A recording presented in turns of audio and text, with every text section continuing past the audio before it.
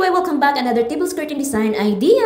Una lang natin gagawin ka DIY ay i-divide natin into 3 yung ating table. Dapat pare-parehas yung size nila. Para sa ating base, pwedeng plain, pwedeng knife pleats, pwede ring box pleats. So, depende na sa inyo kung ano yung base nyo. Dito sa tutorial natin ay knife pleats yung ginamit ko. So, next naman ay maglalagay na tayo ng clute. Kapag yung clute nyo ay hati, yung ginupit nyo na, kalahati na lang siya. So, ang gagawin lang natin ay ipipin natin yung dulo to dulo sa marking natin. Ayan, ganyan. Kapag yung sobra naman ay tutupiin mo lang siya bago siya ipin. Ganyan. Bago natin ipin yung ating tela ay hatakin muna natin yung tela para hindi lawlaw or pwede rin natin lagyan ng pin sa taas para hindi siya nakalaylay. Kapag yung tela natin ay buo, so ibubuka lang natin siya. Ayan. So magiging 60 inches width na yung lapad ng ating tela. So, yung dulo to dulo yung ipipin natin. So, bago natin siya ipin, dapat itupi muna natin para hindi kita yung kanyang mga manggas-manggas sa side. Ayan.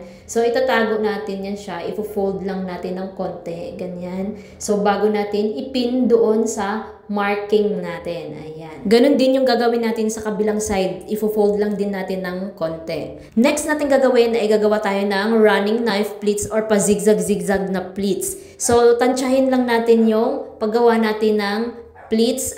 Pagkasyahin natin siya sa isang set sa marking to marking. So, dapat magkasya yung paggawa natin ng pleats. So, i-adjust mo lang siya para magkasya. Ang magagamit nating clute dito sa kulay blue, kada set ay 1 yards or 1 1/2 yards. At ito na yung magiging look niya sa ating first set. So, nagawa na natin yung running knife pleats. Ganon din yung gagawin natin sa second set at third set. Pagkatapos natin magawa yung second and third set, ito na yung itsura niya guys. Ayan. So, next naman ay pagsasama-samahin na natin itong kada set. So, gagamit lang tayo dito ng curtain clips or curtain bangles.